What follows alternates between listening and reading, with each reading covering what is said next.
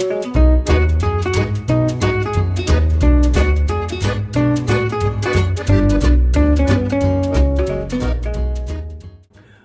to the Shop Clarks, a podcast by Belleville Market, where we rewind to the golden age of retail, one legendary department store at a time. I'm Derrick Clark. And I'm Warren Clark. We're co-founders of Belleville Market. Our store, located in downtown Easton, Pennsylvania, is a reimagined take on the neighborhood department store of yesteryear. Every week here on the Shop Clarks podcast, we're taking you through the revolving doors into a different department store that helps shape the way we shop and live today. It's part history, part memory lane, and all the best kind of nostalgia. Welcome to episode 1. Marshall Fields, Give the Lady What She Wants.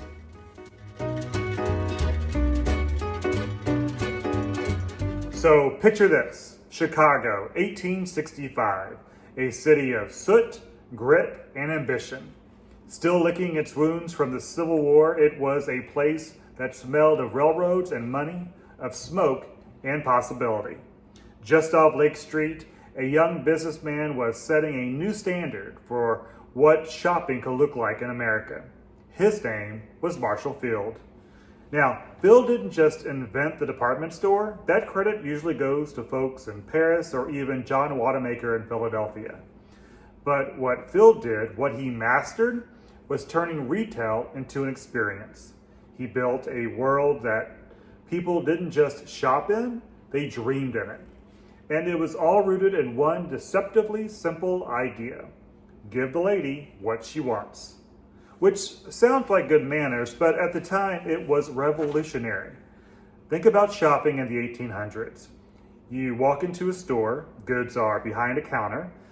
You have to ask a clerk to fetch what you need. Prices are not fixed. If you're a woman shopping alone, you might get ignored or worse, harassed. Field saw an opportunity. He understood that women were the true economic engine of the household. Cater to them, treat them with dignity, and you don't just make a sale, you earn loyalty. So he did just that. In doing so, he didn't just change Chicago, he changed the entire landscape of American retail. So let's back up. The Marshall Field story begins in 1834 in Massachusetts. The son of a farmer, Field was raised in a modest New England household where hard work, thrift, and personal integrity were prized values. These early lessons would shape the disciplined businessman he would later become. As a young man, Field worked as a clerk in a local dry goods store in Pittsfield, Massachusetts. It was here that he got his first real taste of the retail trade. Once that retail bug bites you, it doesn't let go, does it? That is true for better or worse. So at the age of 21, with just a few dollars in his pocket, Field boarded a train west and headed for Chicago, with a booming city on the rise. He arrived in 1856 and took a job at Cooley, Wadsworth and Company, a prominent dry goods wholesaler. His talent and discipline were immediately evident. By 1861, he was made a junior partner in the firm, which would eventually be renamed Field, Palmer, and Leader. It was a period of rapid growth and rising ambition. Field was focused, frugal, and laser sharp in his instincts. He avoided publicity, disliked debt, and rarely indulged in extravagance. He believed in letting the store do all the talking. So in 1871, Marshall Field was rising through the ranks of Chicago's commercial elite. The city was devastated by, of course, the Great Chicago Fire. Over 2 days, the fire destroyed over 17,000 buildings and displaced over 100,000 people. Field's dry good business sat directly in the path of the destruction. As flames approached, Field and his partners acted quickly, realizing that the store stood little to no chance against the advancing firestorm. They organized a frantic salvage operation. Workers rushed to remove as much stock as possible, loading horse-drawn wagons with bolts of expensive cloth, accounting ledgers, and customer orders. According to later retellings, the floors were soaked with water in an attempt to delay the fire's progress, while clerks formed human chains to pass goods from the stock rooms to waiting wagons on the street. Valuable inventory, including silks and imported wares, were wrapped in oilcloth and hauled to safety under cover of night. In a particularly vivid detail from later accounts, some goods were even buried in sand and covered in tarps in the hopes that they would survive the inferno. That seems like a lot of effort to save one store. One wonders what could have happened if those same employees had just been focused on fighting the fire itself. But I think if that was true, then the legacy of Marshall Fields probably wouldn't be the same, because the efforts wasn't just about salvaging the assets, it was about preserving trust.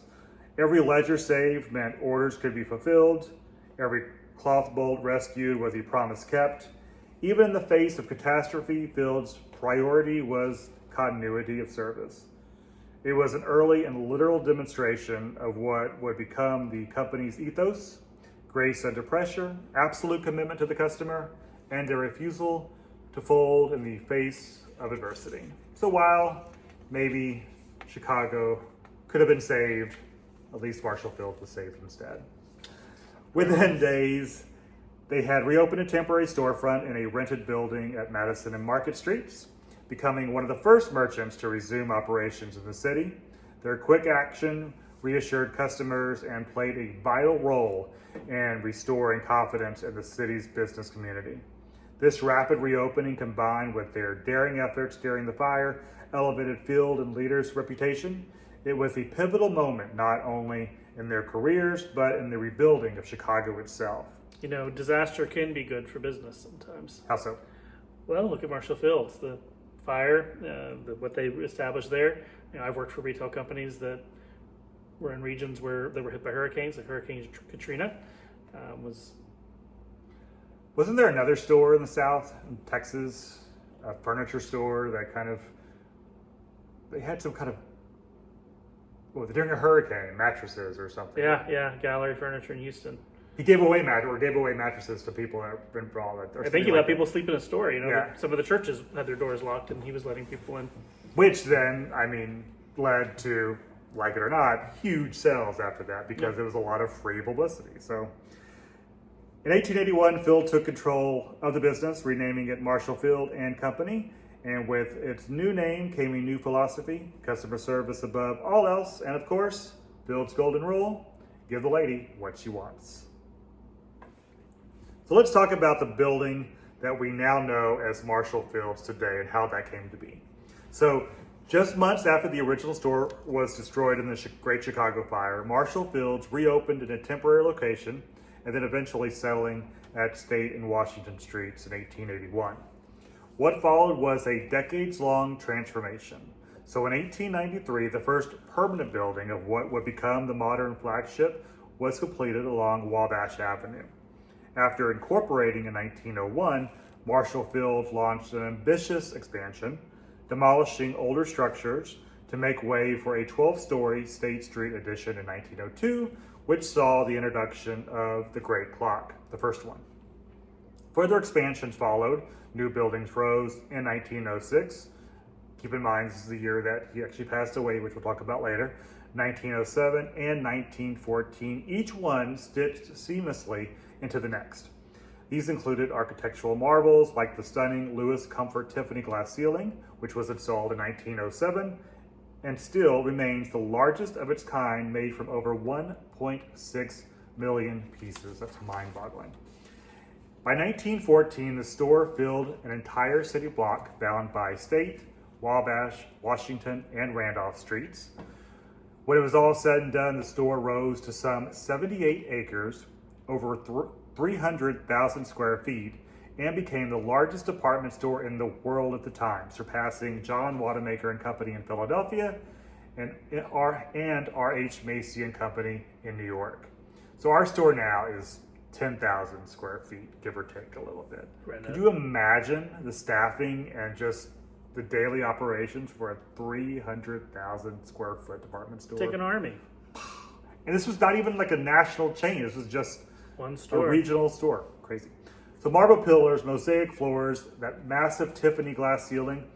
This wasn't just a place to shop. It was a cathedral of commerce.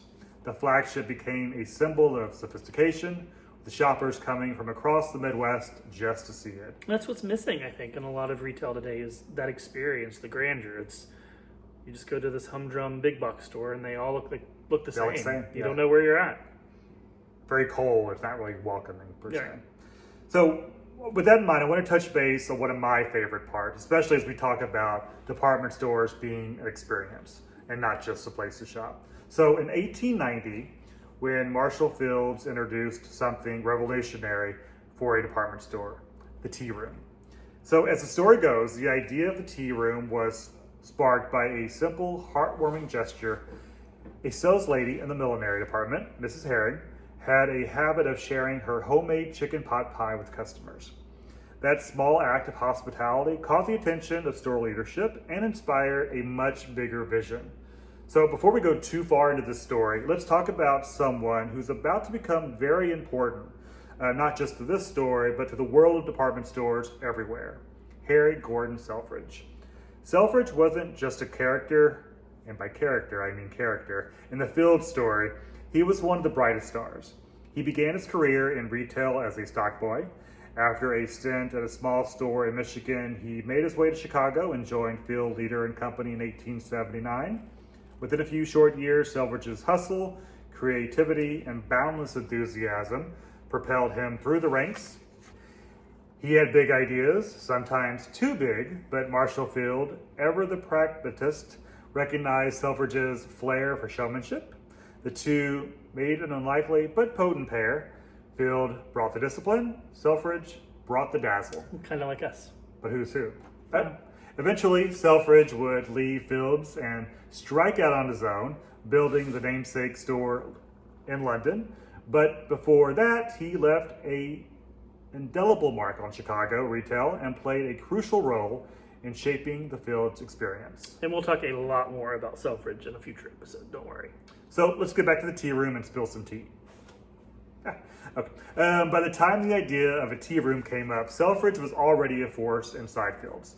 He saw potential in every corner of the store, and in this case, in a simple act of kindness from the sales lady named Mrs. Herring. Seeing the potential, that's when he lobbied Marshall Field to open a dedicated space for shoppers to relax, dine, and linger. So Field, ever the traditionalist, was skeptical. He feared it would distract from the store's mission, that adding a restaurant might cheapen the shopping experience or complicate operations. But Selfridge persisted. He argued that offering a refined space for women to dine without leaving the store would enhance customer loyalty and increase time spent inside. Eventually, Field agreed. With Selfridge's encouragement and Mrs. Herring's culinary inspiration, the Fields Tea Room opened with just 15 tables and 8 waitresses.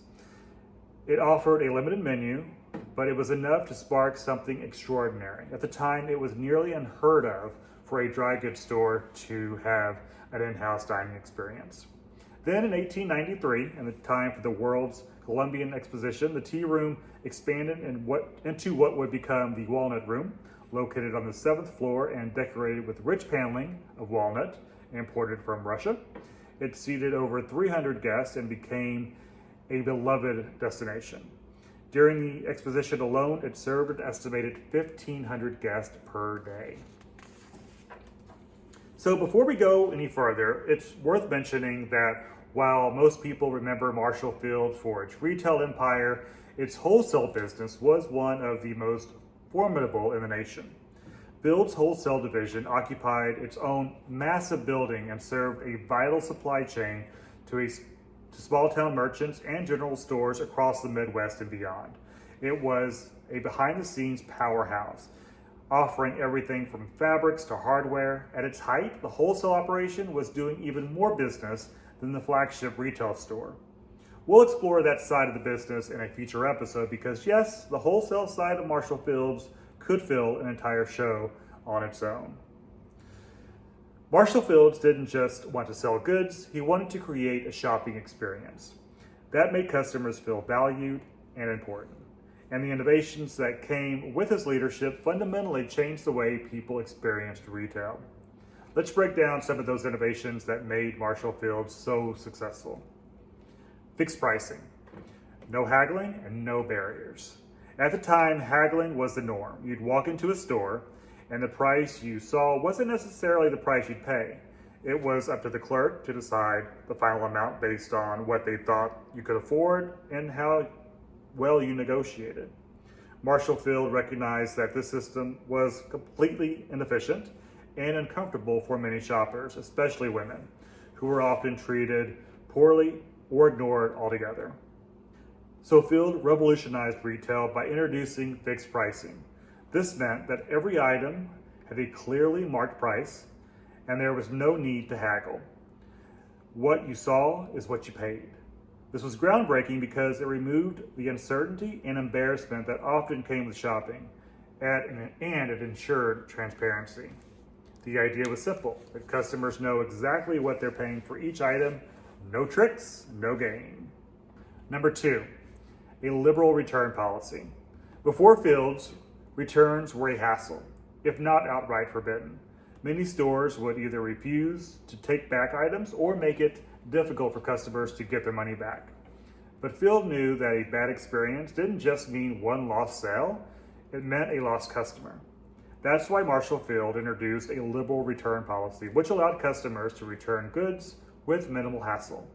If a customer was dissatisfied, they could return their purchase and receive a refund or an exchange.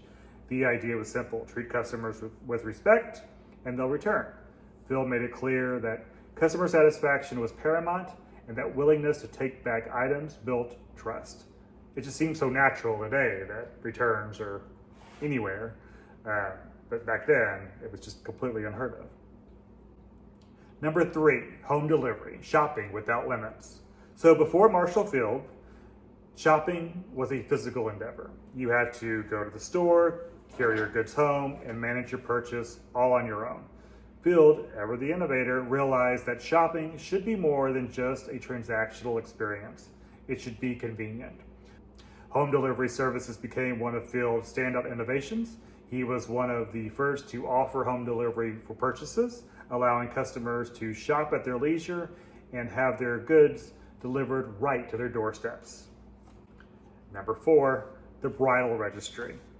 A new tradition in shopping. So in addition to transforming the shopping experience for women with the tea room, Marshall Fields also redefined the role of stores in major life events. One of the store's most iconic innovations was, of course, the bridal registry. So before Fields, wedding gifts were a haphazard affair.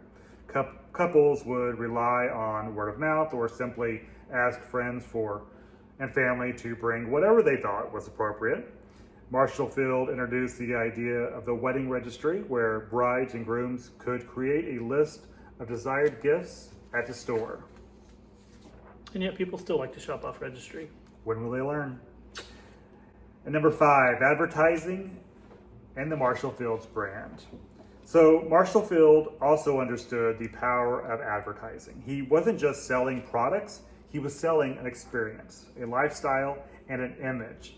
Through extensive advertising campaigns, Fields turned its flagship store into a household name.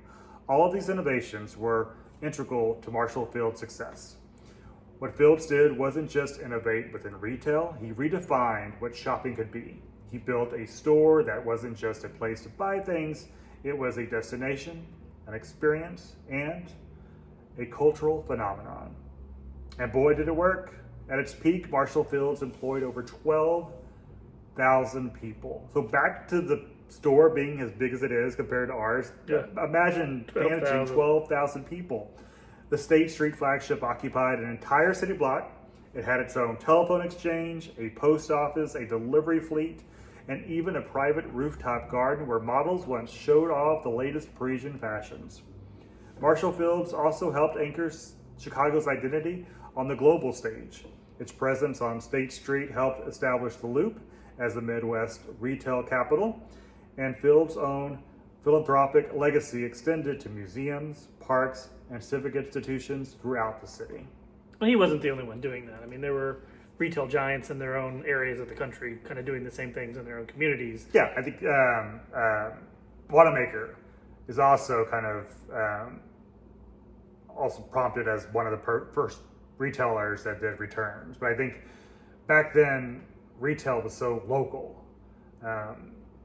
You didn't know if you were in You didn't have national chains. Yeah, if you were in Philly, you didn't know what was going on in Chicago typically. So Marshall Field, of course, as we mentioned earlier, died in January 16th, 1906 at the age of 71.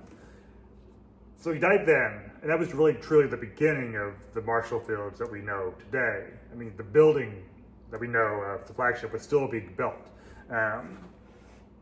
long after his death. So it's really they just expanded on his philosophies. Exactly, yep. So his death, though, was deeply felt across Chicago, a city he had helped to rebuild and redefine.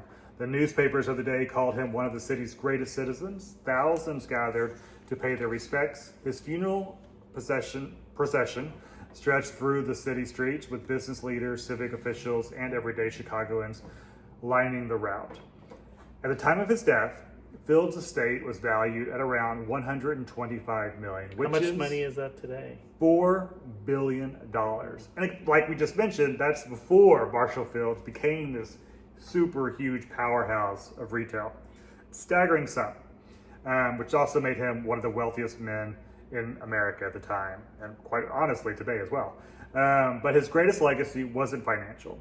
Field helped define a civic spirit that believed in elegance and fairness and in the power of service. His story reflected that belief. His city carried it forward.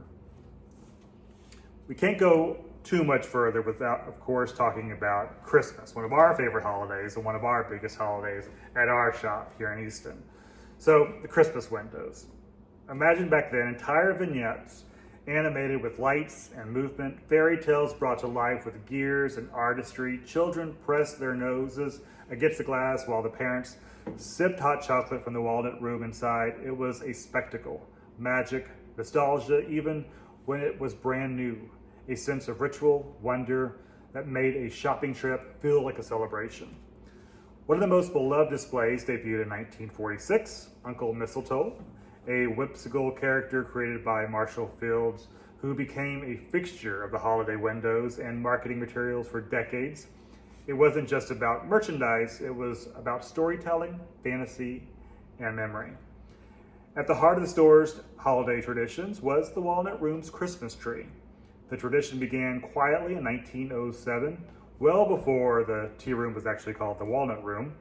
Tea room employees would decorate a bodice tree for diners to enjoy.